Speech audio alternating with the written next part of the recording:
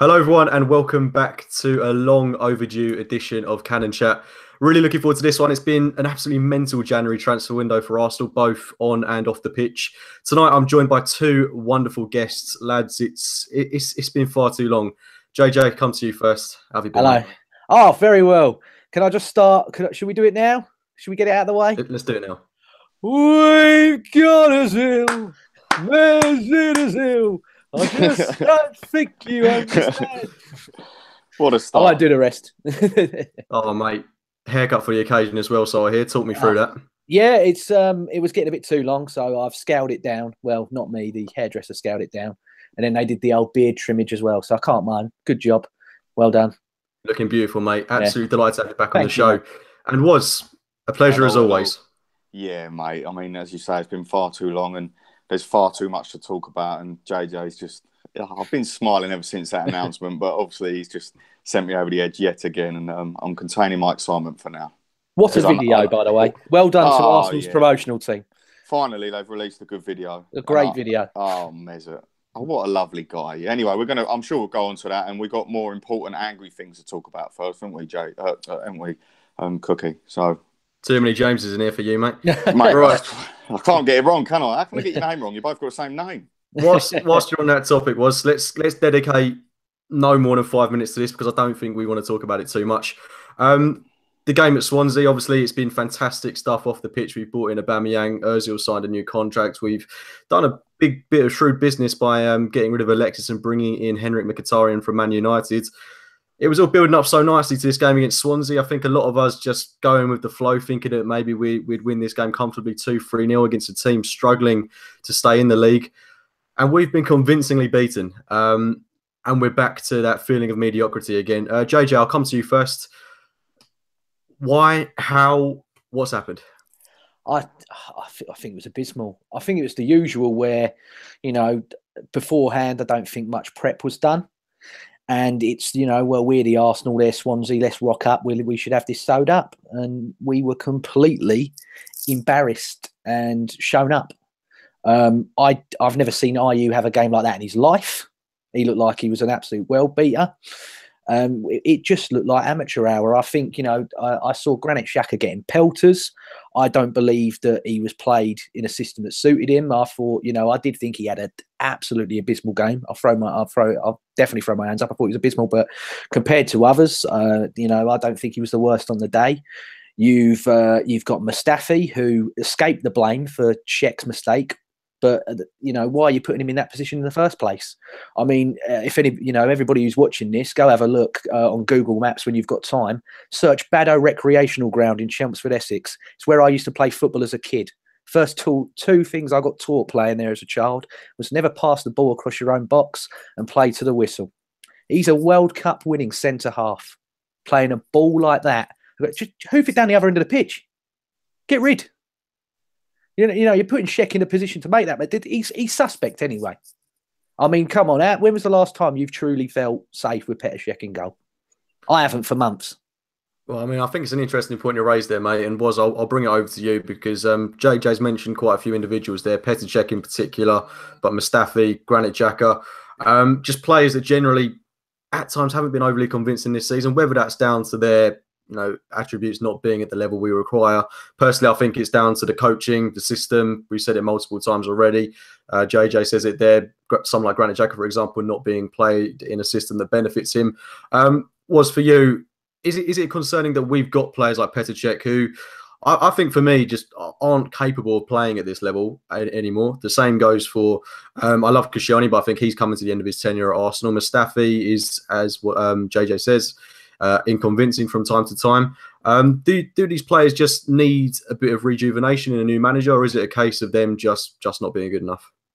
Oh, I don't think it's anything to do with them not being good enough, mate. And I think I love the saying systems over technicalities because at the end of the day, you've seen it time and time again where players thrive in different scenarios. And to be fair, when Arsene Wenger goes out into this game and he plays a 4-3-3 with Mohamed El Neni as the deepest of the three midfielders in the midfield three that we never play 4-3-3.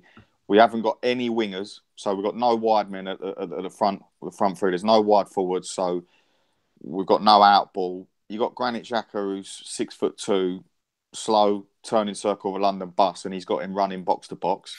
You've got, I mean, it's all so confusing the way Arsene Wenger sets up these players, and time again you see the same mistakes occur. And yes, the players aren't playing well, but my God, it's a lot deeper than that. It's a lot deeper than that, and whatever formation Wenger seems to stumble across, it just doesn't work. And you really need to play to players' strengths. And I feel sorry for people like Granit Xhaka, because the geezer, in my opinion, is extremely talented. I think he is very, very much worth his £35 million price tag. I think people need to take a step back and have a little look. And I understand he's underperforming at the moment, but ever since Aaron Ramsey went out of the side and Jack Wilshere come in, and he's played alongside Wilshere and El Neni, he's been asked to be the progressive of the two. And he is not a progressive midfielder. He has not got the legs to do it. He needs to sit deep, worry only about looking forwards, receiving the ball off the centre-backs, playing the long balls to the wings, and sitting in there and concentrating on what he's got to do. At the moment, he gets lost in translation, the geezer, and it's not nice to see, and it's costing us, and it's costing him with his career. But with individuals, mate, we can talk about every single individual player and talk about bad moments they've had this season, but the long and short of it is we have to. And for some reason, we still haven't found a way of utilising these players in their correct positions. And until that happens, we're not going to see the best of anyone. Sticking with you, Woz, I know that these are two absolute favourites of yours that I'm going to bring up, but Mohamed El Neni and Alex Iwobi, two players that I think a lot of Arsenal fans would say, maybe not El Neni so much, but Iwobi in particular has not really done enough to become, first name on the team sheet, which he has been in recent, the whole season pretty much. He's been one of the constant figures in his Arsenal team, and you've got to ask why, especially for a 21-year-old player that's still, I don't know if learning his trade is the right term to use, but he's a player that evidently is not up to the level that we need at the minute. El Neni, I don't know how we got into a position where he's a regular midfielder for us as well. There are players in this team that just, I'm not convinced by. That team that played against Swansea from a couple of years ago seems to have dipped a bit in quality. It's unrecognisable. I mean, when you saw that team sheet, were you convinced that Arsenal could win that game at Swansea? No. It's difficult, mate, because I look at it and I try and understand what Arsene Wenger is trying to implement, and I can't. I just can't. And I can see in my head what's going to happen. And you're going to get full-backs ahead of the ball, with the two centre-backs are then going to be exposed, and someone's going to be dropping, and no one knows where they're playing and what they're doing. And we've just signed Mkhitaryan, and Auba starts again. And look, none of us want to bash Alex Auba. At the end of the day, he's a young Arsenal boy. He come through the academy. He's been at the club for years. I want nothing more than for him to succeed. But if we're brutally honest, and if you are brutally honest, you have to look at his output in games. You have to look at what he is not contributing and what he's not doing. And yeah, he's great on the ball. He's a physical guy. He's fantastic with five-a-side football. He moves the ball really well. He's intelligent in between the sort of two boxes. But as soon as you get him in the final third and where things really matter, he's not good enough. He's at championship level, and that is not an overstatement. He is at championship level at the moment with regards to his end product, his creativity in the final third, his ability to beat a man and create and do something. I mean, Arsene Wenger has shown huge trust in this young lad, and he's thrown him out there, and he's even sold Theo Walcott and not even given him a game pretty much all season to play Alex Iwobi, and that's fine. I'm not against it, but he has got to start performing. And with Mkhitaryan coming in, and obviously Aubameyang, I can't see a way that you could justify his place in the starting lineup anymore. With regards to Mo, I mean, he is what he is. He's a £5 million central midfielder that sometimes does things very well. He's very simplistic and he keeps the ball well. But my God, he's not good enough. This is just my opinion. I don't think he's strong enough or intelligent enough to be a defensive midfielder. Again, I don't think he's progressive enough on the ball. I don't think he really can offer much of the game other than continuity. And a lot of people like that. But in my eyes, I think you need a little bit more. Jack Wilshere, for me, is obviously the upgrade on Mo. He is Mohamed El Neni, retain possession, keep the ball, but he's got the X factor, he's got the drive, he's got the through balls, he's got the passing ability, he can get up and score. So, yeah, I agree with you, Cookie. Some of the players might not be good enough, and and some of the players that we've let go of the club this season, you could argue definitely should still be there and swapped around. But this is the situation we're in, and we're going to be here till the end of the season. We just have to hope we can get by. And JJ, coming back to you, it's an interesting point Woz makes there about the sale of Theo Walcott, who's gone to Everton for about 20 million quid, seemingly so we can play players like Alex Iwobi and hopefully in years to come players like Reece Nelson. You look at the way Walcott played for Everton the other day, 2 goals, he got an assist in his first game, very, very good return. A player, as a wide man, we can definitely see what he offers when he's brimming with confidence, and he's got a fresh start at Everton. Does it worry you that Arsenal now naturally don't have any wide men at all? Yeah, I think Mkhitaryan's probably going to play sort of, with Ozil, and they're going to drift, but they're not naturally, wide players. I don't know what Kolasinac has done.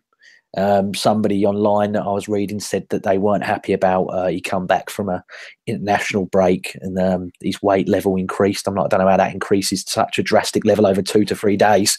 I've at a KFC tonight, but I don't expect to be not picked for England. You know what I mean? But I don't know. I just thought that was ludicrous that in the 3 to 4 days that he's gone away with Bosnia and Herzegovina, I can't even pronounce the next bit. But don't want to sound like Paul Merson on here. The next.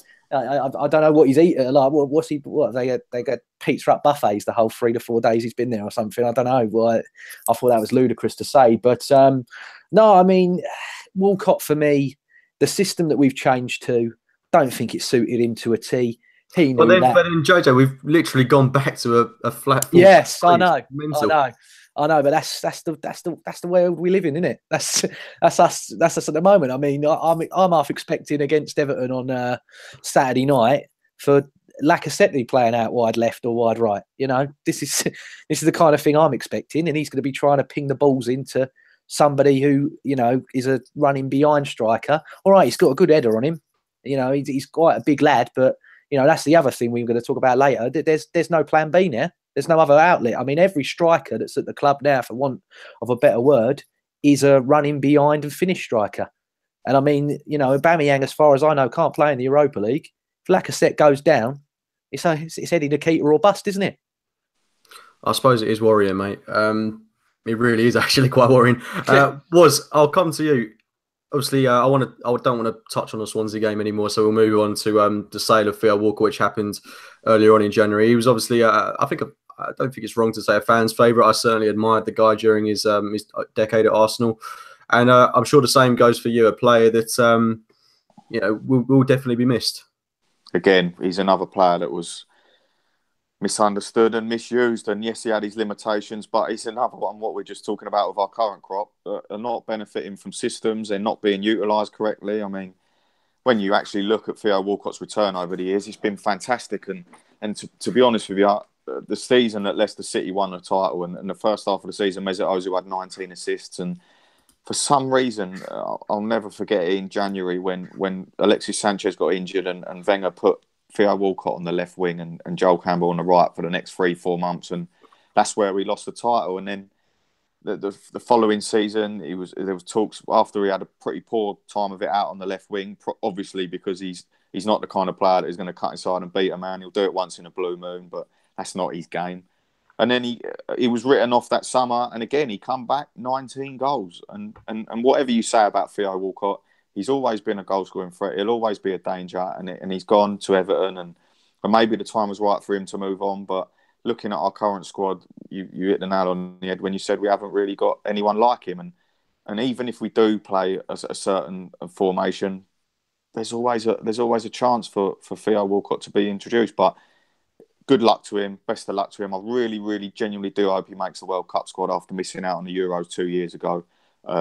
Which was very, very unfortunate for him, because the first half of the season, he was fantastic and things. But yeah, we got to move on from Theo now, and thanks so much for everything he done. And I was always a massive fan of him, but he's unfortunately left now, and he's, as you said, he started like a house on fire there, and fingers crossed it goes well for him. But you're gonna chuck a tenner on him Saturday night, aren't you? Yeah, you can see. I can No, see him. mate. I can see him scoring. I can see him scoring because I think with he the way gets we're goals, but the way we're playing. Look at the way Ayew tore us apart the other day, running in behind, causing them. I'm like, he knows exactly what he's like. Wait for that ball to come in from I don't know Schneiderlin or someone, ping one over the top. He's clean through, and I think he beat Czech for his first ever goal. He knows what to do against Czech. It's interesting, mate. I think you're. Thanks for that, JJ.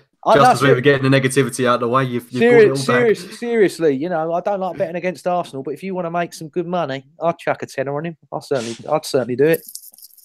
But on a serious note, JJ, I mean, have you got what was your take on Walcott? Are you, I think there were some Arsenal fans that were quite pleased to see the back of him, and for 20 million, maybe we've got a good transfer fee there. I thought we could have got a bit more, and I was upset more for the guy. I understood why we done it. I sort of felt, it's, like was said, he's a very good player, but he had his limitations. And, it was a big one on the wage bill. And I think that's the main thing they're looking at now, is to clear that wage bill because they wanted to secure Mesut Ozil. I mean, there's a lot of them there. I mean, you look at Matt Debuchy, we just cancelled it. Didn't even get a transfer fee for him. They were just like, no, save that money and get rid. So, it was, I think it was just needs must. And they were like, Everton, they're desperate. I think Allardyce looked at it and thought, I bought St. Thompson or whatever his name is. He's a big lad. Get Walcott with him and do sort of, a Liverpool Heskey Owen type thing. Ping the ball into him, he heads it down, Walcott mops up, which I believe when they start playing together, that's exactly what Everton are going to do. And I mean, we got no one at the club at the moment that's on double figures for goals. So I'm like, why'd you give someone who is on his day one of the best finishers we had at the club? I mean, why get rid of him? Because we're struggling at the moment in front of goal. Not just Lacazette, everybody. I mean, Monreal's the best striker of the club. It's not just Walcott though, is it? It's despite bringing in Aubameyang and Mkhitaryan, we've let a hell of a lot of players go this window. And let's not forget last summer as well, Chamberlain, Gabriel. Yeah. And now we've lost Coquelin, we've lost Walcott, we've lost Giroud, we've even lost Mesut Debuchy, who was starting to become a rather poignant fixture in the Europa League. I'm worried about our lack of depth at the minute. I don't have the same goes for you, JJ. Oh, God, yeah. I mean, I'm looking at it now and I'm like, right, I sort of wrote top four off after Christmas anyway. And I'm like, Europa League's the best of what you got. It's on the day. And, in the cups, for some reason, we write, against the big teams in the league and in the cups, we raise it. We do brilliant in cups. Not in Europe, apart from Nottingham Forest, we do quite well in the cups. And now he's pissed away that, Europa League team. And I'm like, well, then you've got to throw the big boys in there. He's got to play Ozil and all these against Ostersunds because that's his only outlet there. I don't think we're going to break top four. I'm sorry if everybody's watching it and it's making them upset. I've got to be a realist. I can't sit here and tell lies. I'm like, that's your best outlet to go for. And he's signed two players that are absolute worldies that can't even play in it. That's completely. I think there's a lot of people that would be in agreement with you, JJ. By the way, don't take it the wrong way. I'm not angry that I'm over the moon that we've got Aubameyang and Mkhitaryan. I'm very happy we got Mkhitaryan out of the mess of that Sanchez deal. That was a complete. I won't even go into that because we'll be here all night. I'm like, he should have fucked off in August, September time. Like, let's not even go there now with him. He's dead to me anyway. That's done. But in terms of them two coming in, yeah, love it. But are you going to go balls out for the league or are you going to go Europa? I think he should have gone balls out Europa League. I've got a theory here. Obviously, if you look over this season, there's only two clubs in the Premier League that have also made a profit, and they've made a little bit more profit than us from transfers. Them two clubs are 18th and 19th in the Premier League at the moment, and we've spent -7 million this year, and as fantastic as it looks that we've spent £60 million on Aubameyang and we've got a swap deal for Mkhitaryan and they've come into the club, which is brilliant. Realistically, when you look at it, it's spot on about losing some of the wages. And I genuinely do believe that this is a move from Gazidis and then the other guys to set the club up ready for change in the summer, because I think they're keeping the powder dry for the next manager. And I think we've done fantastic to get in players of the quality of Aubameyang and Mkhitaryan without spending a penny. With £7 million in profit, we've offloaded a lot of squad players. Some of them who I think were good enough, some of them not. That's fine, but it's a big gamble for these sort of 4 or 5 months, like you said, Cookie, because the depth really isn't there. We're very, very short and we need players to stay fit. But if we do get into the summer, we've neutralised the wage bill. We've obviously give Ozil a pay rise. But, I mean, people are saying, oh, £300,000 a week, as if he weren't earning 150, 160 grand a week anyway. It's only a pay rise. It's not 300 grand on the wage bill. So we've got rid of eight or nine players off of there. People like Debussy, and finally they're being ruthless and just terminating contracts and what they should have done a long, long time ago. I mean, no disrespect to Matty Debussy. I think he's very unlucky at the Arsenal, but I genuinely do believe when I look at it and I see the money we haven't spent and I see what we have done, I genuinely believe that this is Arsene Wenger's last sort of 4 months at the club, and I think the manager coming in the summer is going to have a very pretty pot to add to Ozil. Hopefully we get a Ramsey deal over the line. Hopefully we get a Wilshere deal over the line. We've got Kolasinac. We've got Mustafi. I think a lot of these players, Granit Xhaka, I think a lot of these players will massively, massively change under a new manager. And the new manager will come in and obviously he's got to sign a keeper, a centre-back, another central midfielder.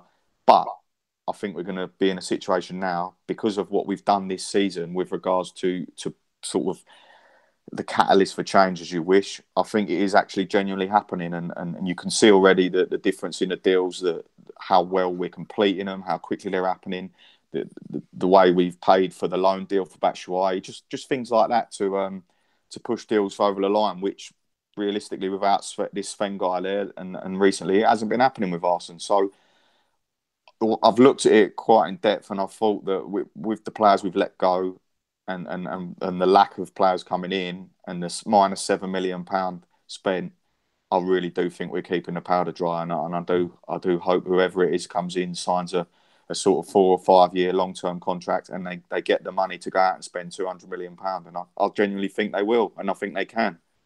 So are you sorry, JJ, are you adamant that Arsene Wenger is going to leave this summer? Because he signed a new 2-year deal, and he's always said that he's going to see out his contracts, respect his contracts. But surely this season, the way things have gone in the FA Cup, the Premier League, the performances in general, the general lack of awareness of what he's doing when he goes and puts these players on the football pitch, surely the people upstairs, even Stan Kroenke, is starting to notice that there's no way that he can stay in a job beyond the summer. As much as I love Arsene Wenger, I think it's the right logical decision for him to be eradicated from his job. But can you honestly see it happening? Yes, genuinely can. I think Arsene himself is starting to realise that maybe it is time. And I'll tell you something now, I'm not so sure, and it might sound ridiculous because he manages our football club, but over the last sort of 2-3 seasons, I'm really not sure how many of these players Arsene Wenger genuinely wanted to sign. I really do question it. When you look at players like Gabriel who have come in and been shipped away, and it just seems very strange. Like Kolasinac has come in, free signing from the Bundesliga, left back of the year, and Arsene Wenger's trying to tell us he can't play left back. Granit Xhaka, £35 million, deep line defensive midfielder. He's a playmaker from deep. Arsene Wenger's trying to tell us he's a box-to-box midfielder. I mean, I'm very confused as to whether he does those kind of things just to prove a point. Yeah. Well, that's what I'm saying. I'm not sure how much he's genuinely.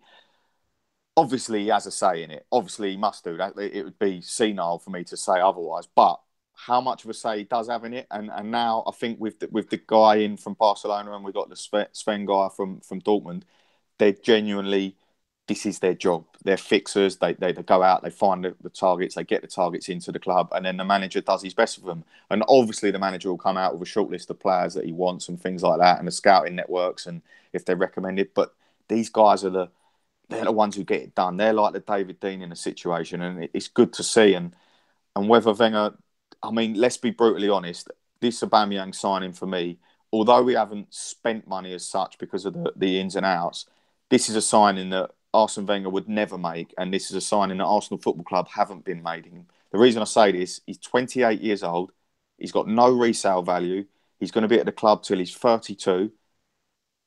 It was £60 million for a player that has got no resale value. When did Arsenal ever do that? We splashed out on Alexis, we splashed out on Ozil.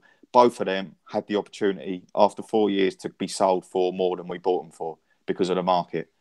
And genuinely, Aubameyang, we'll lose that 60 million. But what it is, it's a signing of intent. It's a signing to say he is in his prime. He is 28. He has scored over 100 goals in the last 3 seasons.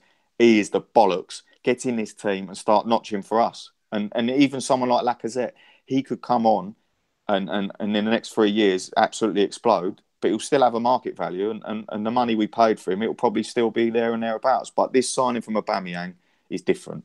I genuinely think that. How many of us said, though, when Sanchez was sold, I remember telling everybody that I knew, because they were like, "Oh, this is it, this is it." I went, "Don't panic, because we'll pull something out of the bag." I went, he cannot allow Alexis Sanchez to go and not bring in what I said, he's got to sign a Weldy. I went, the fans are tunning him now. They are tunning him. You know, I haven't been for a long time, but what you probably tell me, the split now has got to be a lot bigger than, I used to say it was about 60-40. Oh, it's got to be. It's got to be pushing 70-30, 80-20. I think 90-10. Well, I think quite comfortably. Yeah. And I think probably sorry, JJ, when you say right, 90-10, I think it's probably more like 70-30, but 20% of them know it's time to go. And they just don't want to say it. Yeah, they don't want to say it. Yeah. So I think you're right. It probably is about 90-10, but I think the 10% that are still hanging on. I mean, no, I wholeheartedly agree with you. I looked at this Aubameyang deal and I was like, this is the other people that are working around him, going, look, these are the new parameters you have to work in now. And if you don't like it in the summer, off you go. Does that not worry you a little bit? Because let's say we do bring, well, we brought Aubameyang in, but is he going to be utilised the way that we want to see him played at Arsenal? Do you not worry that Arsene Wenger might play him, left wing back just to prove a point? I don't think he's done a lot of questionable things, and I do question his intelligence sometimes. I know he speaks a lot more languages than me, but I think he's gonna play him up top. I don't think he's not gonna do nothing that risky. He's definitely gonna play him up top. Before we get onto this Aubameyang deal a bit more in depth, I think it would be naive to just ignore what's happened with Alexis Sanchez. Obviously, that's all blown over now. But just want to get your thoughts on it, lads. Woz, I'll come to you first. I know that I saw your brilliant tweet the other day. It had me cracking up. Is little incident with Manchester United giving the ball away, leaving the fullback exposed, and then inevitably United concede to Tottenham. It was it's a sight that maybe we've ignored as Arsenal fans when Alexis has been in an Arsenal shirt. Obviously, it's sad to see him go. He's a player that I've long admired during his tenure at the club. But you've got to say, given the way things have panned out, and we've got Mkhitaryan and Aubameyang, it's in an attacking sense, it's kind of like a little upgrade. Mate, I'll tell the thing with Alexis, right? I'll start off by saying 3 years, he give his blood, sweat and tears on the pitch. The geezer give his all. He worked his socks off and maybe he was sold a false dream and things like that. The last 12 months at Arsenal, since that Bournemouth away incident where he threw his gloves, he was a petulant, stroppy, arrogant little twat, if I'm honest. And he was honestly, I was saying it for months and months and months, and I could see it. He wanted out, that's fine, but he weren't working hard. He weren't helping his fullback. He weren't following instructions. He was constantly coming inside, chasing the ball, coming deep. He weren't retaining his position. He's throwing his arms in the air. He's every single thing about him, from his body language and everything, he had to go. He really did have to go, and it's fine. Wenger genuinely might have thought, you know what? Give it 6 months, we might be top of the league, and I could convince him. Obviously, that weren't the case, and Alexis. The thing that frustrates me more than anything is I was not bothered he was going, and I thought the deal to get Mkhitaryan in, who, by the way, is an absolutely fantastic footballer, and in the little while he was on the pitch the other day, you could see him and Ozil, the way they're going to get the ball and get close to each other and play this. Look at the ball he put into the box, mate, with no one there. Yeah, I know, mate. Unreal pass. That's unbelievable, Unreal mate. pass. He's very, very talented, and a lot of people have only seen him in England, and if you have only seen him in England, he only had about 2 months with United where he was on fire. This guy is extremely talented footballer. He's very exciting to watch. He's very intelligent, and he will get so much for us. But Alexis, the fact that Alexis Sanchez has obviously snubbed Man City and chose to go to Man United. Well, I mean, has he snubbed Man City? Do you think that's the case? Yes. I think that is the case, mate. Do you think that's because of money, or do you think it's because he sees a better project at United? If he sees a better project at United, he's thick as shit. because Manchester City, they've got one of the best youth setups in the world. They've got the best manager in the world. They're heavily investing in their squad. They're 12 points clear at the top of the Premier League. They're in 4 competitions.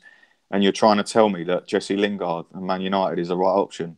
I'm sorry, mate. That is that fair play to Alexis. If that's what he wants to choose, then that's fine. If he wants to go for the money, and at the end of the day, he'll go out and see his career out there. And for a 29-year-old who has played a hell of a lot of football, I mean, he's probably had one summer off in sort of the last 5 years, has he?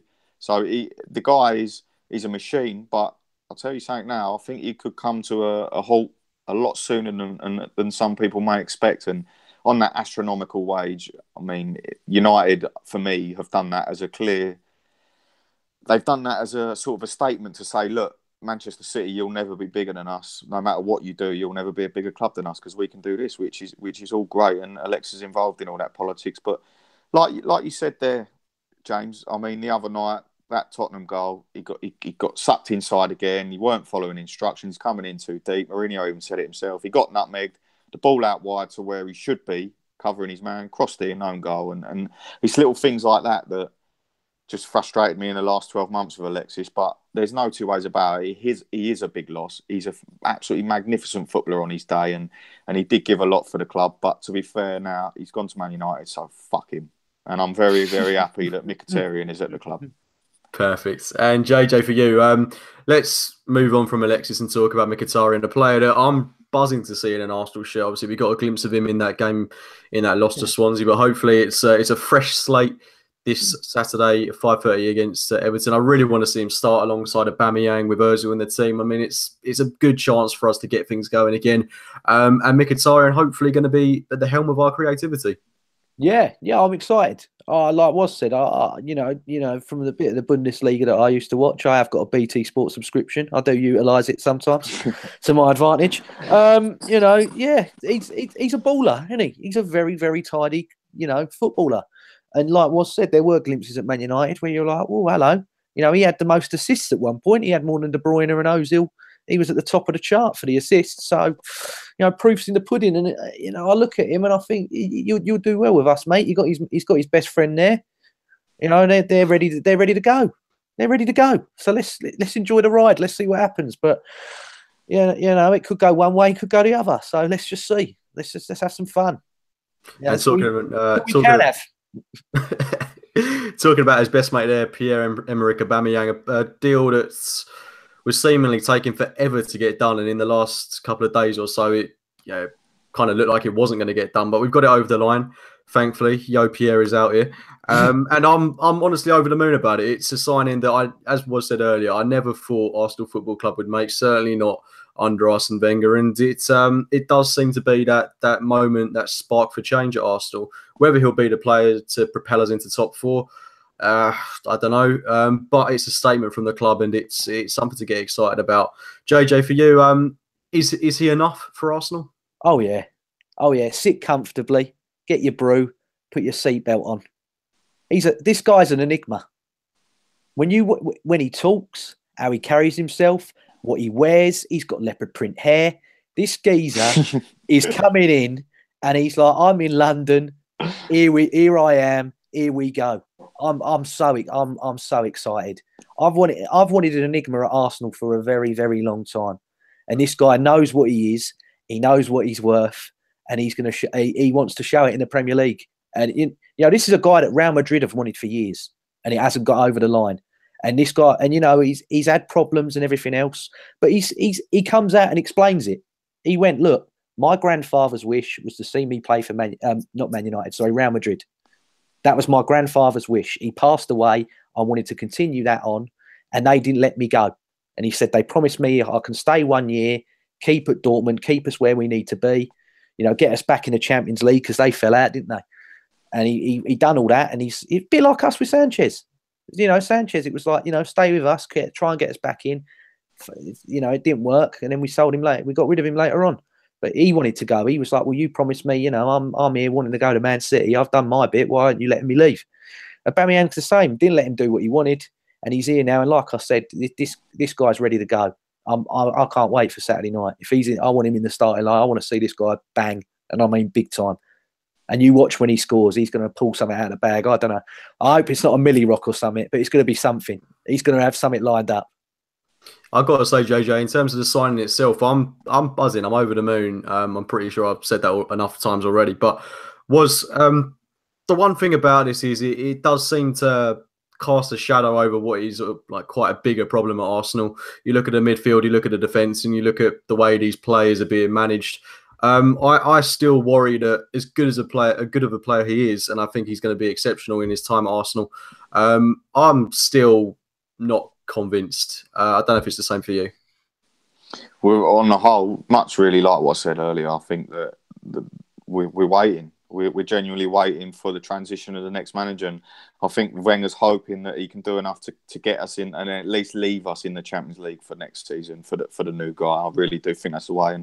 And I think our first 11, if you actually play everyone in their positions and you get a system where people know what they're doing, I think they're actually very, very good at football. There's not one bad player out there, and Mustafi gets a lot of stick, and he's a World Cup winning centre back, and all the players to a man have got their issues. Hector Bellerin is one of the most talented young right backs in the world, and any club would have him, but for some reason Arsenal fans seem to think he's wank. But it's not to do with him. It's more to do with a bigger picture. And yes, I am worried about deficiencies in our squad. You cannot rely on Wilshere and Ramsey, who are both of them who are not managed correctly. Firstly, they're not managed correctly. Wenger will not know how to use them. It's just mad. Like Ramsey's been out of a hamstring strain. He comes back and plays 90 minutes straight away in a very tough game away at Swansea. And you think, all right, well, whatever. If you're going to do that, that's just ludicrous. So without Ramsey or Wilshere there, you're starting to look at a rookie in Ainsley Maitland-Niles who has shown promise, but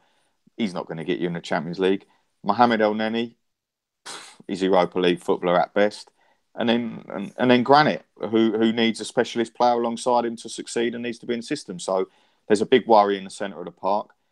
And as you say, going forward, we've got very little width. I mean, basically, whatever they're planning to do has got to work, or we are in a bit of doo-doo. But he just needs to get us back into the Champions League, Arsene Wenger, and hopefully say his goodbyes. And then the next guy will come in. And as you say, the strengthening that does need to take place, and we've had a clear out this season. And I do believe there will be more players off the wage bill in the summer when they can get rid of them. And I think it'll be leave a nice few squad places to invest in. And I think we might see some more very, very big and very, very exciting signings, because the club needs to progress on now. And I do think that people like Ivan Gazidis are fully invested in making Arsenal one of the biggest clubs in the world, because they've done it off the pitch financially. We're extremely valuable. We're at the top in all the money charts. We're right up there with all the biggest clubs in the world. So it's time to show that on the pitch. And I think for years, whether it was Arsenal holding us back and being reluctant to spend, or the club not doing it, either way, we haven't done it. And I think now's the time to really push on. But yeah, I mean, we have got problems, other problems, lots of big problems. We don't even know what formation we play. We've got no style of play. You can't look at Arsenal and go, well, this is what they do. They play on the counter-attack. Or, Arsenal, we dominate possession and switch the ball wide and switch the ball early and get it in the box. Or we don't do anything. We don't actually do anything. We ain't got an identity. We haven't got a style of play. And that's the frustrating thing for me at the moment. And Arsenal needs to find something and stick with it for these next 4 months and hope it clicks and get us in that top four or win us at Europa League, and then say thank you very much and good night. But Aubameyang, I must admit, I've been so disillusioned with football lately, and this transfer window was a massive emotional rollercoaster for me. I love Giroud, I love Walcott. These players leaving really breaks your heart, and you become accustomed. You see him year in, year out, and even someone like Coquelin. I remember going to watch him at Underhill for the reserves, and that was years and years ago. And I remember watching him then thinking, bloody hell, this geezer is extremely talented. He's very good. He's going to make it. And you invest in these people, you fall in love with them, and they're just footballers. But to you, they're a lot more than that. And when you see them leave the club, you think, oh, that's gutting. That's really gutting. And then I see the news come through. We're linked with Aubameyang. I'm thinking, bloody hell, come on, Pierre-Emerick Aubameyang. And when it's announced, the feeling I got, all the last sort of few months of frustration, and it's more than months, it's years of frustration, all that, for a little minute, your heart just jumps out your chest and you think, we've just signed one of the best strikers in world football at Arsenal. We're a Europa League club. We're very poor at the moment. We're 6th place in the Premier League, but we've just signed Pierre-Emerick Aubameyang, and I was over the moon. And then I remembered that at the weekend he'll be on the bench for Alex Iwobi anyway, so it don't matter. the thing I'm happy about is that, you know, Ozil signed that new deal today. He's obviously the highest paid player. He's obviously brand Ozil all the way. But Ozil doesn't like to be the main man. And Aubameyang knows I'm top, you know, I'm Don Corleone. I sit at the top of the table here now. And this is what I think, this is why I reckon he's going to bang, is because, you know, he knows he's the top. He's top Don. It's like, who's going to touch me? Yeah, he's got a swagger, hasn't he? A swagger and a confidence. Yeah, it's like I say, he's an enigma. Yeah. He knows. He knows his price. He knows what he is. He knows who he is. And he's like, I'm the king of the castle here now. And I mean, God, next week we got them lot at Wembley, home of football. He scores a goal there, and he's in folklore already. Instant hero, yeah. Yeah, it doesn't matter about scoring against Everton at the weekend. If he just, you know, if he scores against Everton the weekend, quality, does it the week after. Oh, here we go. Here we go. Staying with you, JJ, obviously bringing Aubameyang in, absolutely brilliant, but it has meant that we've lost a cult hero, I think, it's fair to say. Olivier Giroud. Gutting, to be honest, absolutely gutting. A player that, when he first came into us, I remember clearly that game, his debut, that miss he had against Sunderland, and just thinking, what on earth have we brought here? And then he goes on to do what he's done at Arsenal. For 12 million quid back in the summer of 2012, to score the amount of goals he's had, to play the amount of football he's had, unbelievable. He's a top quality footballer, and Chelsea are getting a very good striker, but sadly someone that was surplus to requirements at Arsenal. It does worry me because we touched on it earlier. We don't really have that plan B anymore with Lacazette and Aubameyang being so similar in quality. And we've given Chelsea, we've strengthened the direct rival for, you know, quite a cut price at 18 million. Despite being turning 32 this year, he's a player that's got longevity to his career. He's never really been overly reliant on pace. Yep. JJ, for you, how big of a loss is Olivier Giroud to Arsenal? Oh, massive. I'm crushed. I was crushed by this. I literally sat there and was like, the fee is a joke. I'm like, for me, it's arguably possibly the second best signing of the window when you look at it. I think if he stays fit and he scores goals, Sturridge at West Brom, he could keep him up. He'd be the signing of this window if he carries on. But next to that, I'm like, look at who Chelsea got. They got who we used to have, who can put a ball on a sixpence on his day. He's not the man he was, but you know he can put a ball on a sixpence. You got Hazard that can provide. You got Willian. You got Moses on his day, can whip a ball in if he's not sent off like he always does against Arsenal. But, and it's just like this guy's, he's 20 plus a season, and it's like I said earlier, none of these at the moment in double figures. All right, that included him.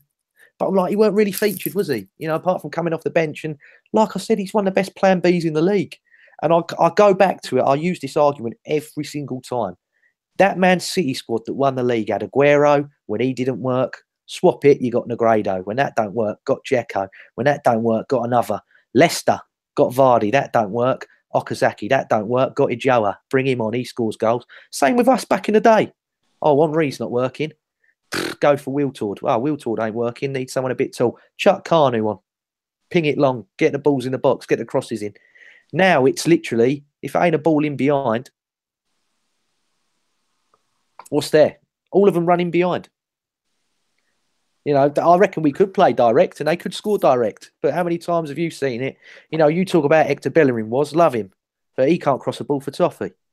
I think it is worrying, especially when you consider that Giroud, everyone thinks of him as a target man, but I think it always went under the radar how integral he was to our build-up play. Yeah, when he brings others in. Mate, that goal against Norwich and that goal against Sunderland, orchestrated that. Absolutely orchestrated it. Look at the cup final.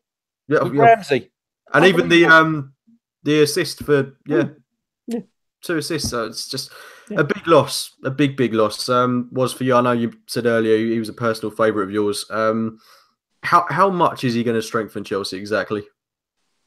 A lot, mate. He will strengthen a lot. I'm a big Morata fan as well, but I think that he's twice the player of Batshuayi, in my opinion, Giroud, and I think he's drastically underrated. And at first, I was devastated that he was going to Chelsea, and then I was angry, and then I looked at it a bit, and I see his little face, and I was like, oh, you can't be angry with him. You love him, like you've loved him for years, and he ain't left being a wanker. He ain't left for any other reason other than because we've brought Aubameyang in, and the way it fell, he had to go. And we can all appreciate Giroud, and a lot of people hated him, and they always will hate him, and they think he's a donkey. But he's another player who's massively underappreciated and massively underrated. And his goal scoring record could have been a hell of a lot better if we didn't spend sort of 3 or 4 seasons spending 70 minutes with him on the pitch and not crossing the ball once, and then taking him off and then crossing the ball 100 times. So again, he's another player that in the right system,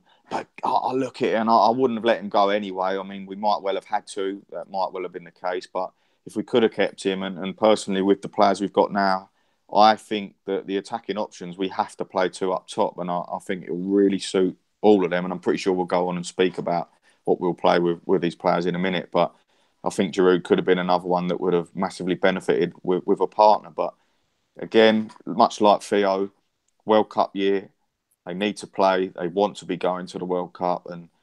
And unlike Theo Walcott, who I really do hope does well, I hope Giroud fucking does shit. Because I hate Chelsea, and it's just so bad, isn't it? They're such a dirty, filthy club. Of all clubs, why them? And he's such a beautiful man. You know, I'm a heterosexual male, but you look at him and you turn. There's something in you that goes, "Whoa, mate, wait, I'm questioning myself now." And he's at Chelsea. It's horrible.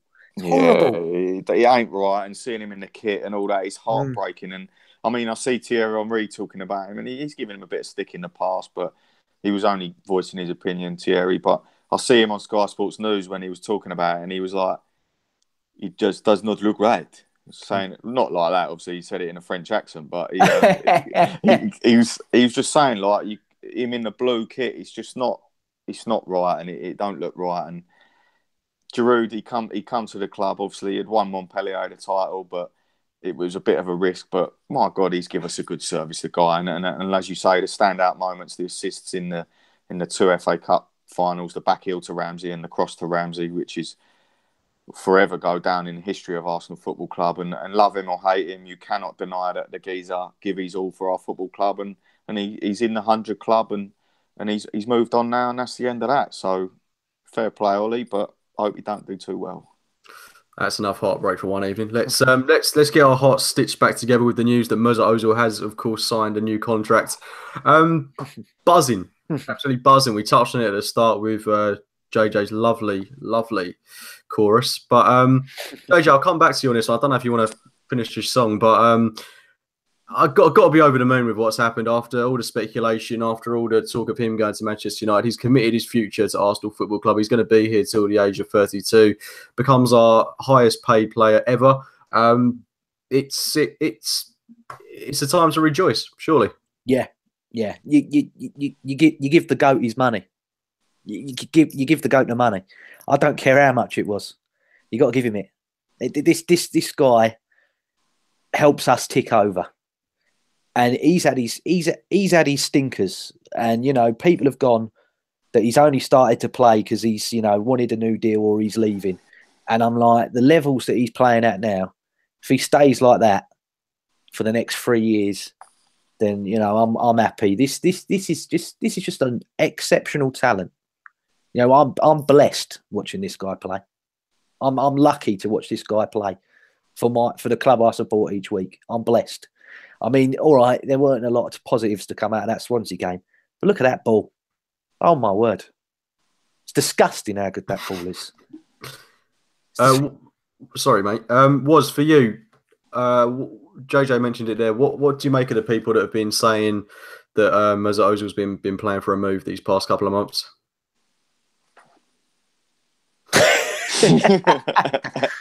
Nah, look, let's be brutally honest, right?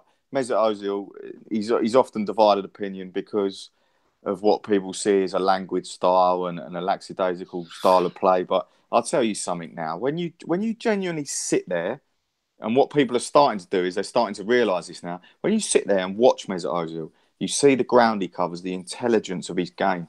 He is always available. He's always in 10 yards of space. That's not by mistake. He has time on the ball for a reason. He is an incredible footballer. He is absolutely out of this world. And the older he gets, he's going to get better and better, and he's going to drop deeper and deeper. And I'll tell you something now, he could play till he's 34 and he'd still be playing in the Premier League, and he could be playing central midfield. I genuinely do believe he could drop back into a sort of a number 8 deeper role, because that guy is just, and you see it in his game at the moment. When he's high, he comes in for under pressure. He comes in, I'll take the ball, thank you very much, you all fuck off, and then I'll play the ball back to you. And that is what he does. Everything in his game is beauty and simplicity. He does nothing flash. He does nothing extravagant. All he does is maintains the speed of his game. He keeps the tempo. He moves into areas. He's absolutely elusive, and then he kills people. And that is Mesut Ozil. And everyone's loving Kevin De Bruyne at the moment. And I love Kevin De Bruyne, and he's a fantastic footballer. But I'll tell you something now. Mesut in that team, bloody hell, he's going to get 1,000 assists. Like, Kevin De Bruyne makes a hell of a lot of wrong decisions. Mesut Ozil, he's a quantity man. He'll make a lot of chances, and he'll do a lot of things. But Mesut only really does it when he knows it's on. And when he does know it's on, he executes. And like you said, JJ, that ball the other night was just one thing. But I loved Mesut Ozil's little statement, and it might be a PR thing and all that, but to say that he needed time to think about it and analyse it, and he's realised that he really does feel at home here. And for a player of that quality to commit the final contract, really, of his career to our football club, despite being in Europa League, despite being 6th place, it speaks volumes, mate, because he could go on now to become a club legend. And you never know what's going to happen. Do you think he will? I mean, it will take him up to 8 years at Arsenal. That's a big chunk of your professional footballing career. I'd be certainly eyeballing him as a club legend. Definitely. I mean, at the end of the day, he's coming. We didn't win a trophy for 9 years. He come in, we won 3 and 4. So he had a massive, massive part to play in that, and it just switched the emphasis of the club. But we've discussed many times before that we didn't kick on from there for one reason or another. But it's almost like we didn't do it with Alexis, and we balls that right up. But it's almost like we got another chance now with Mesut to do what we should have done 4 years ago when he first signed. And luckily for us, that guy is still at the level he was back then. I mean, his chance creation, if not better, mate. I think he's gotten better. He's stronger, he's quicker, he's more energetic, he's more intelligent. He's learnt the way to play the Premier League, and there's a reason that Mesut Ozil don't get wiped out on the football pitch. He is a world-class player, and everyone goes, "Oh, get stuck into him. If you just get stuck in, he won't like it." You can't get near the geezer, mate. You cannot get near him. He just slips and slides and disappears, and then he'll appear again when he's in 10 yards of space, and it's just magnificent to watch. And if he can continue at this club, and I'm delighted he has chosen to stay, whether it has a lot to do with his wife wanting to live in London and his whatever it is, the guy has committed the rest of his career pretty much to our football club, and I could not be happier. And I'm so excited to watch him link up with a possibility of Aubameyang, Lacazette, and the link play with Mkhitaryan. And the guy's just a wizard on the football pitch. I cannot explain. Since Dennis Bergkamp, easily the most talented footballer we've had, and unfortunately for Mesut, he hasn't won a league title. But if we go on in these 4 years and things change and we do really compete and we do manage to win a league title or a Champions League or something, that guy will go down as one of the biggest legends in this club's history because he's took this step to stick with the club. And not just that, I mean, he's delivered unbelievable numbers. When you look since his debut, he's had the most assists in the Premier League, most chances created in the Premier League, and we've been pony, if we're honest. So now we might surround him finally with the strikers that he's been crying out for, and the runners and the movement, and hopefully we can really step on the gas, and these next 3-4 years with Mesut take the club to another level before he leaves. JJ, as Woz says there, it's an opportunity for us to have another go at the league title and do what we should have done when he first came in. It's a great project that we're seemingly building here, and if speculation is to be believed, and Wenger is to go in the summer, and we do give this potential new manager 100 million or so to invest in the squad and bring in the players that we so desperately need at centre half, in central midfield, even another wide man, another goalkeeper too. I mean, this squad has to rebuild. If we're going to rebuild, let's do it around one of the best players in the league in Mesut Ozil. Him linking up with Aubameyang, Mkhitaryan, Ramsey, Wilshere, Lacazette. Going forwards, we're phenomenal. It's a case of can they link up, can they do well, and I'm convinced that they will. But can this team honestly? I mean, not necessarily under Arsene Wenger. I don't think it will be under Arsene Wenger. But can this team go on now to get Mesut Ozil and, well, obviously Arsenal the Premier League title? Look, you've just summed it up yourself, mate. Under this current manager, no chance. No chance. I'm sorry if that hurts any, pro-Wenger person that's watching it, any pro-Wenger person that, if you're not watching it live, you might watch it later. It's not going to happen. I'm sorry, it's not going to happen. And whoever it is who comes in next, how many years have we all said it that these players are all here? These are people in the profession. These are ex-pros. They're all there. They're just in the wrong place. They're not in the right place. Woz goes on for hours about retention of width. He has done for the last 3 or 4 years that I've known him and spoke to him. He must think he sounds like a broken record himself now. I do. I hate myself. Yeah. Well, come on, mate. No, come on, Woz. No, it's not that thing. Come on, Woz. Get your Capri Sun out of the freezer, mate. Have a good one. No, that's what I mean. I ain't even got one of them anymore. Oh, God. No, seriously, someone new coming in. We got it. People go, "Oh, be careful what you wish for." Look at Man United. Look at Man United. Man United didn't just lose Fergie. There was a lot of people in the background, chief executives, other people, that all went as well. So that was all new, and it all had to come in integrated and change. At Arsenal now, we got this Barca guy. We got Shad Forsyth. We got Gazidis. We got this. We got some guy was it Team Sky Cycling another contract. He's a contract person as well or something, isn't he? Yeah, contract fixer guy. Yeah, yeah. Sven as well. There's a solid base and nucleus of new people in there that have committed. And I think they're all on long-term deals. I can't see them going after next season as well. They're looking at going 2 to 3 to 4 years. And like we said earlier, this Aubameyang signing is a statement signing. I don't believe it's a signing that Wenger wanted. I think this is one where it's like, look, we have to bring someone in because you've let a Weldy go. We've got to bring a Weldy back to appease this situation and these fans. Mkhitaryan was good, but we need to go up one. This is what we're doing. These are going. I think Wenger would agree to let them go. I think he was Giroud's got to go to let this one go. Walcott can go, etc., etc., etc.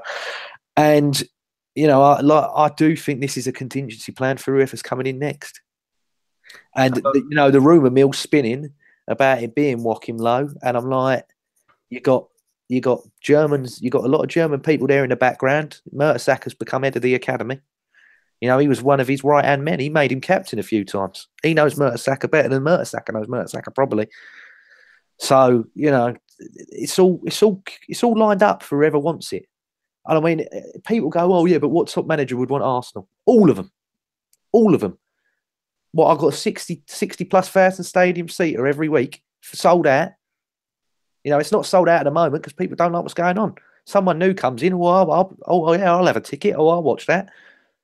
It's the excitement's coming back slowly. At the moment, it's rotting, and it's that way at all of us. We're getting a bit happy now. The start of this, we were all a bit sad, weren't we? I think as well, huge credit has got to go to Ivan Gazidis for not just bringing in, well, obviously it's down to a few people, but bringing in these new people. He's protected his own neck. For me, there was a guy there. Oh, he's done a bloody good job at doing it. Oh, he has. He's done really well. Fair play, but it's took him a long time, and I've said this from the start. When it was, Ivan Gazidis, what the fuck do you do? Ringing out. He's like, oh, no, I'm not having them come for me. Oh, no.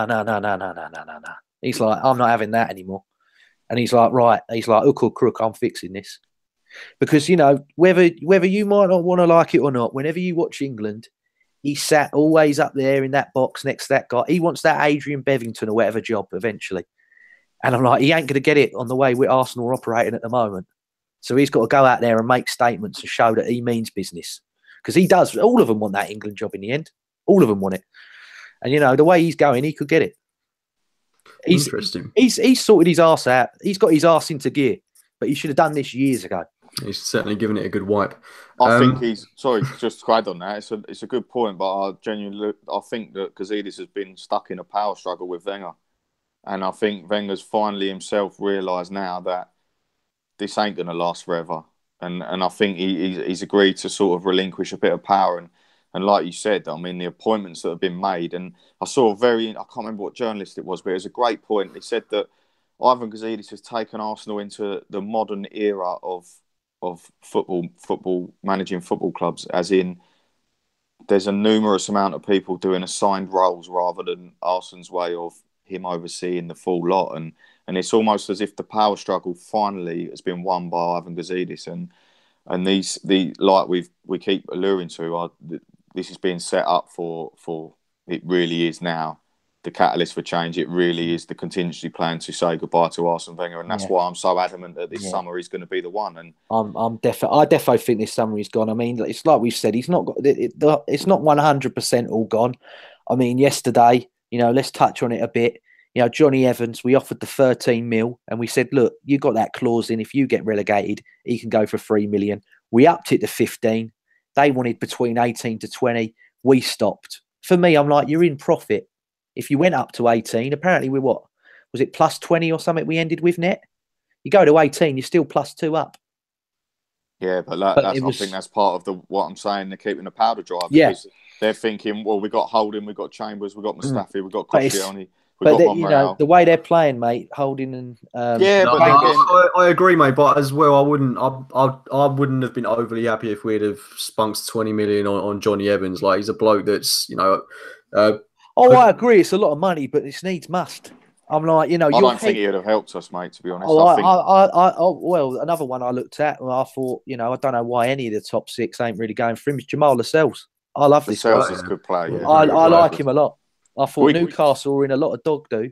Mate, we could get Paolo Maldini and it wouldn't make a difference. Do you know what I mean? Honestly, I genuinely do believe that until you sort out the system and you implement a system where players are, they know what's happening. They need to be drilled these days. They're modern players. It ain't like football's changed. It really has changed. And until we implement that, you're not going to see the best of any players. And you saw the change from Mourinho to Conte and all them Chelsea players. I'm not being funny. They won the title. A year later, look what happened to them. Disarming at a club. All of them were shite. All of a sudden, Conte comes in. My God, look at them all. Like it's a flick of the switch, mate. Honestly, lease of life, isn't it? It's just someone giving a lease of life. And I genuinely do believe in the ability of a lot of our players. And I know at the moment they're getting pelters. They're getting absolute pelters. And from if you're just sat there looking right now, then fair enough. That's absolutely fine. But I'm trying to see the bigger picture, and I'm trying to see beyond what I'm seeing on the pitch at the moment, because none of these players are being helped. None of these players are drilled. None of these players are playing in a system that suits them. They're all just being thrown under the bus. And I'm just waiting. And I'm hoping that this really is the change now. And on that note, we've got a couple of questions come in from our budding audience. Ready to answer them, chaps? Fire away. Perfect. Right, JJ, I'll come to all of us on this one. Sorry, mate, I don't know how to pronounce this, but at AUDZ Ords. Yeah, JJ, you're brilliant, mate. Most people are saying we should line up in a 4-2-2-2/4-4-2 to fit in our front 4 attackers. But aren't you concerned with the 2-man midfield not being strong enough, making it easier for teams to come at us? He's then followed that up with, when I mean strong enough, I don't mean physical wise. JJ, I'll throw that one over to you. Yeah, for me, I think that's a bit too risky. You know, I think we're going for a Premier League Barry Fry. You know, we concede 5, but I score 6. Do you know what I mean? I don't know. I think, you know, it needs to be shored up a bit. But, you know, I Who's that player to shore it up for us, though? We haven't really got him. Well, exactly. I feel that it's going to be 3-5-2. Who it's going to be, you know, personnel-wise, you two might have a better guess than me, because I can tell you who the 2 at the top are. I think that's interesting, though, mate. I would be really surprised if we went back to a back 3, given that we've gone to the back 4 now. I think it might go to a back three because the next manager that comes in, I think most of the top managers in the world now play three at the back. And I think he, like you said, if he's going, I think he might want to try, leave Arsenal in the best hands and go, right, I'll go back to three, get them used to it for the person who comes in next. But I don't know, he might be arrogant and go, fuck that. I might cause as much anarchy before I go. With a 2-2-5. What about you? Yeah, mate. I mean, I think that for me, 4-2-2-2 would be my way of getting all these players in the team. And some of the best football we've seen since the Invincibles, and we really should have won the league that year, was with a 4-2-2-2 when we had Flamini, Fabregas, Rosicky, Kleb, and we had Adebayor and Eduardo up front. And we were sensational that year. And obviously that was the year that Eduardo broke his leg and it happened. And Gallas lost the fucking plot and Clichy gave away a pen and all that. And we didn't win the title. But we were phenomenal that season to watch. And I do think that with them two in the central midfield, I completely understand where Ozil is coming from. But I do think that providing the balance is correct and they are instructed to sit and only go when needed, then, I mean, if you're going to listen to this, if you're sat there watching Mkhitaryan, Mesut Ozil, Aubameyang and Lacazette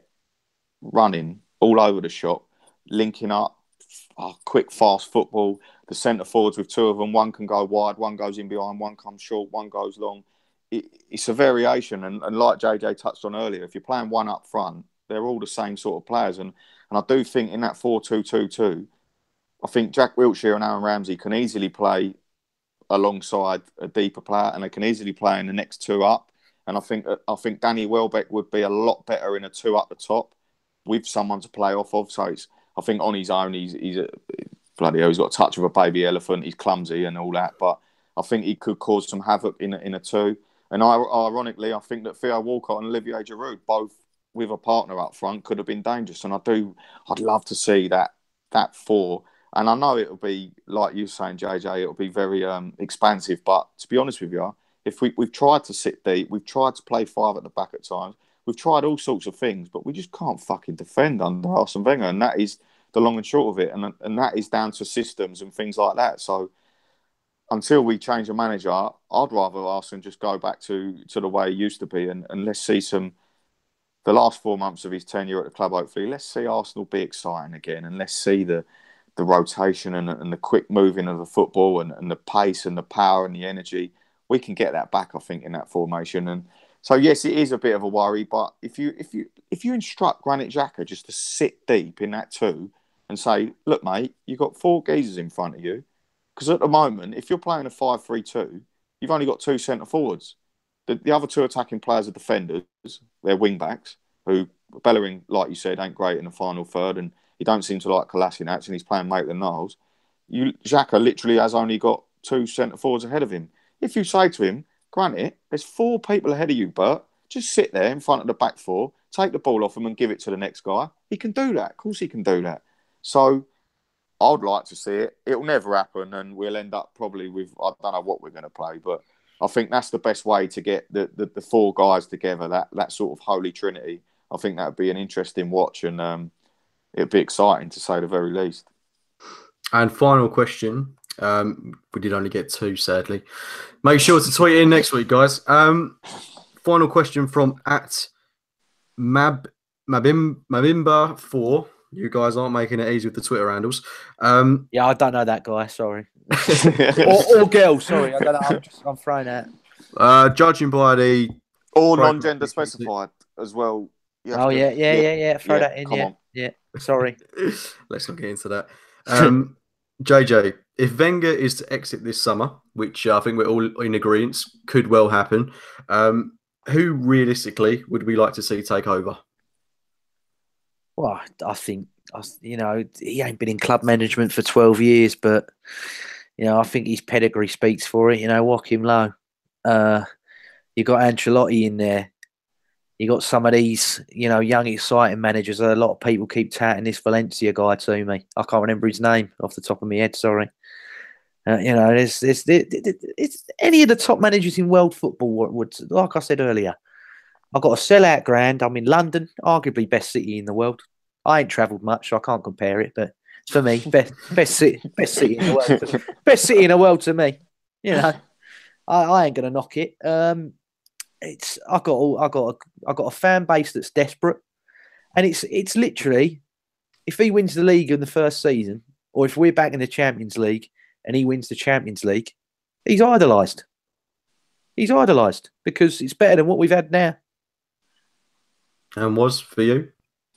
Yeah, again, I actually think that the wheels are in motion, and now we've got two geezers who have come into the club. Not so much as Sven, but the other geezer.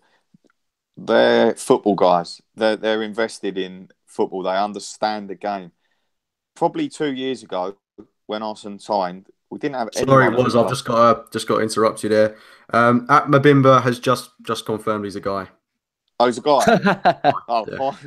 Yeah. Good job, he's confirmed. Cheers, mate, for the question. Yeah, I was just going to say that 2 years ago, I don't think we had anyone at the club in the hierarchy who were football men, and that was where no one had experience of appointing a new manager. No one had experience of change, and the club weren't ready behind the scenes. Gazidis was there, yeah. But again, I think he was still fighting that big fight, and Arsenal weren't letting go. And I think the way it's gone and falling out of the Champions League and being unable to convince Alexis to stay, and I think maybe a knocking out of the FA Cup and being in sixth place in January now and things like that. I think Arsenal realises, and that now Gazidis has got his guys in, he's got the boys in, the 18 behind the scenes. They're the ones who are going to appoint a new manager. And whoever it is, I'll trust them. I'll give them full 110% backing. And I'm just generally excited, whoever it is. I mean, I just want change. And I think a lot of people do just want change. We just want to see something different because it's monotonous. And like JJ said, I mean, for the last 4 years, I feel like I've been regurgitating the same meal that I've been eating over and over and over and over and over. It's just painstaking, and it's like all summer I sit there and I wait, and he changes it, but it always goes back to the same thing and the same mistakes and the same sloppy errors, and it won't change. And when it does, it's going to be like a monkey off the back. It's going to be a release. It's going to be everyone's going to be pulling in the same direction. And it's going to be nice to have the fan base united again, and we're going to move forward as a club. And this is the summer, mate, because everyone's arrived in the background. They're all there. They all know what they're doing. The wage bill's been slashed. We've kept the powder dry. We ain't spent a penny. We've made 7 million on transfers. We're going to be making obviously a big profit again this year, and it's coming. It's coming, and whoever it is, I'm happy to back them. And I'm not expecting instant success, and we do see it happen at a lot of clubs now, but I'll tell you something, with this current squad, if they add 3 or 4 to it like we talk about, there is absolutely no reason why we cannot challenge and it just get on a run. It's possible. So, yeah, I'm excited. I just hope that this, like we said, these new people now, I hope they do have the grapefruits, though, because, he said, I failed last year and this is my year to put it right. And I'm like, well, if you fail again, and he goes, I'll get, I've still got another year on my contract. Give me another year. I'd be like, no. I'm like, you've had it now. This was your year to put it right, and you haven't. And we've got to after everything that's gone on this season. I just really hope that these people, like now, they're making him work in parameters that he's not had to work in for a long, long time. And all right, he has had to surrender a bit of power and everything, but you know what people are like. They get stubborn. Men get stubborn. Don't be like none of us like being told what to do. You know what they should do, JJ, is they should make it publicly known that this is Arsene Wenger's last 4 months at the club and that a new manager will be coming in. Yeah, but they never will. That's the way they should approach it, because the whole picture will change. The pressure will not be off because we've got targets to meet, but everyone will sort of think, do you know what? Thank God for it. There's only 4 months of it left. Things are going to change. We've got all these new guys in. We've just signed Aubameyang. We've got Mkhitaryan. The powder's there ready to spend. The cannon can be spunked everywhere. We can go and get whatever we want. And it's going to be exciting. And I think everyone will then be pulling in the right direction. And I think it'll ease the pressure on the squad. I think it might release a bit of pressure on Wenger, because clearly it's a massive... He's clearly a very, very stressed man. And he obviously loves his football, and he loves Arsenal Football Club so much that it could be the bloody death of him if he let it. So just relax, take the pressure off. But we know it might not happen, and Arsene himself probably still ain't come to terms with it. But I think that whatever happens in the summer, it's the summer of change. Well, another big one, if he doesn't go and he does stay, don't give him a raise and don't make it public, because he failed his remit last year and he got a raise. I don't know anyone else in any other profession that fails their remit and gets a pay increase. Oh, God forbid. I don't get it. If we finish outside the top 4 and he remains beyond the summer, I mean, it's going to be more toxic than I've ever known it. Our Twitter has actually reached record highs this evening, and we've got another question in from Zamil Zareen. Freeze! We've got a hat trick, mate. JJ, I'll come to you. We'll all answer this one. Do you think Aubameyang will finish top scorer for Arsenal this season, or am I just dreaming? I'm trying to think of, because he can play League Cup, can't he? But there's only one game of that left. Yeah, he can't play Europa. He's got the Prem left. I'm not sure if he can play. Can he play Europa? No, he can't. No, definitely can't. No, because he's played for. I thought if you played in the Champions League already, he definitely can't play. Mkhitaryan can, but he's got to wear a different squad number. Right. Oh God, all these rules. It's like being in bloody school again. Potentially, I think Lacazette's the top with 8, isn't he? At the moment, 9, I think he's got in the league. Is it 9? 9 in the league. I'm certain it's 9.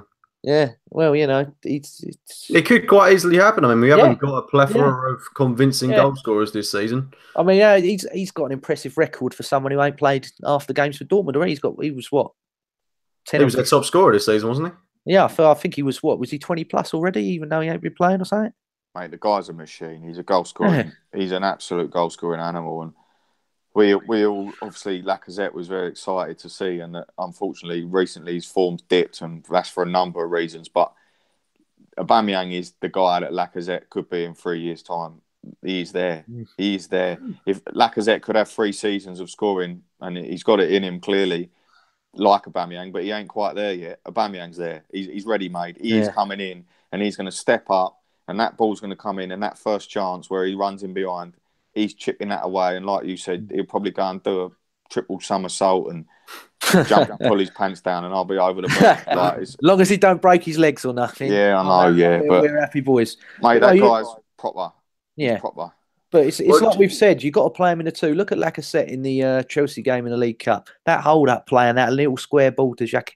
You moan about it on FIFA, but in real life, we're going to be sweaty goals express if we play it right. Well, let's just talk about that before we wrap up. I mean, how are we going to fit Lacazette and Aubameyang in the team? Because there's been a lot of speculation that they're not going to work particularly well together. They're not going to combine too well. I mean, I think those 2 pacey forwards. Mate, it's a load of hot air. It's bollocks. Yeah. They're going to love it. They're going to love it together. They're going to absolutely love it together. It's like Woz said earlier. Xhaka, play it. Sheck, roll it out. Give it to Mustafi, you Koscielny. You give it to Xhaka. Xhaka, give it to those 4. Them 4, you go, run around. You do what you go have your fun. Exactly. That's it. And you just need discipline. You need discipline from, if you're going to play that, you just have 4 and a 2, and the 2 have to be disciplined. And we've always said speed kills. And that 4 has got potential. Ozil's quicker. Mkhitaryan, all right, he's a big lad, but he can shift. Yeah, and we all know what Aubameyang and Lacazette are like. Look at Liverpool. There ain't much substance to it, but them 4 are quick. Same as what we are now. You've got to play all 4 of them. I'm sorry. He has to find a way. He has to find a way.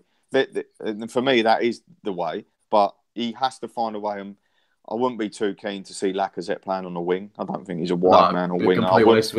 And if he does, you'd have to play Mkhitaryan or Ozil out there as well. And I just think the more freedom you can give these guys and the closer together you can get them, the better they're going to be. Because Lacazette's link play is absolutely fantastic. And the last 2-3 months, he's had no one within 30 yards of him every time he's on the ball, which is infuriating. But we really can now. Mesut Ozil and Mkhitaryan, they're 2 players that both like to come deep. They like to get the ball. They like runners. They like moving. They like playing. Just sit with a solid base of the 2 and let's enjoy the ride.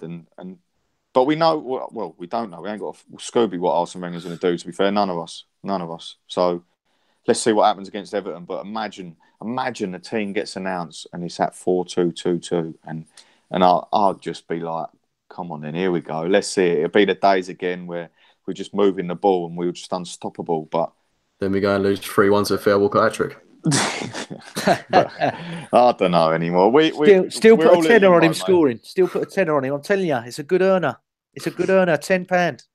Well, I'll tell you what, lads. On a final note, past 4.5 years, we've been linked with Higuain, Cavani, Benzema practically every single summer. Now we've got 2 world-class strikers at Arsenal Football Club. Must be feeling pretty chuffed with that.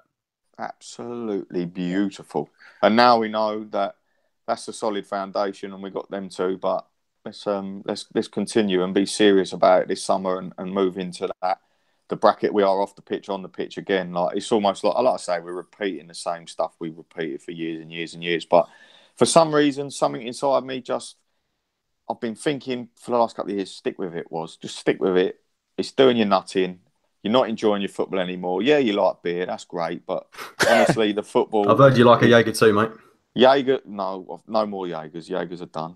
But the football side of things has been really frustrating.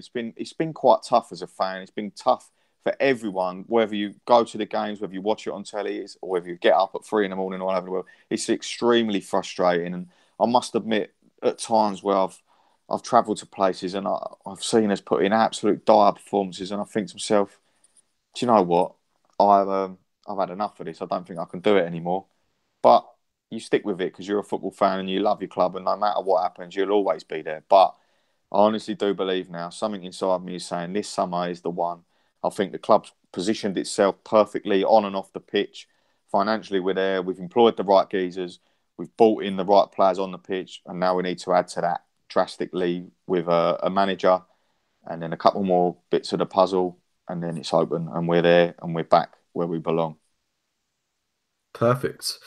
And on that note, lads, I think I don't think you could have summed up any better. I'll wrap it up there. Thanks, mate. It's been a pleasure, lads. Got to do this more often. JJ, been a pleasure talking to you, mate. Thank you. I'm very grateful for the opportunity. I'm very happy to be back. It's been great fun. I missed it. Really have. Nice one. Where can people find you on the social, mate? LL Cool James 91. Got my own YouTube channel. I'm 53 subscribers in. Not what I wanted when I started it, but I'm happy. I love every single one of them. And I am back tomorrow night with the Lothario that is Tom. He's a few points down. I got a few right this week. I think I got the Liverpool one and the Palace West Ham, so I'm a few points ahead. I've got to climb that chasm because he's ahead of me in the table. But if you liked me on this and you want to see what I do on my own, then I chat even more bollocks when I'm on my own. Then give us a subscribe if you want. If not, don't worry, because someone else might. So.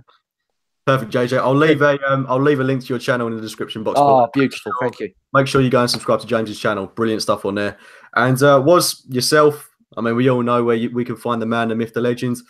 But you just want to reiterate it for us all, mate. I wouldn't bother, to be honest with you, mate, because I talk a load of bollocks. It's at Iwobi is magic. At Egyptian King. Yeah. I'm at Wazaguna. If you want to follow me, don't expect me to talk rationally like I do on here. I'm an absolute cock. So it's been great. Thanks for having us back on, and I've really enjoyed it. And like you said, we need to make it more regular because it's like a medicinal practice. This is having a little chit chat about it. It's a nice little escapism from the real world. Exactly. Forget your problems. We'll talk about the biggest problem in our lives. It's exciting, boys. Come on, it's exciting. It is exciting, to be fair. And if you're not getting excited by the signing of Aubameyang, then why are you a football fan? It's the great unknown. Anyway, lads, I'm going to wrap it up there. It's been an absolute pleasure. An hour and a half of pure quality content, and thanks to each and every one of you that's tuned in tonight. Unexpectedly brilliant viewing numbers, so thanks for everyone for tuning in. Drop a like on the video if you've enjoyed it. From myself, from Woz, and from JJ, we'll be speaking to you very, very soon. See you later, guys.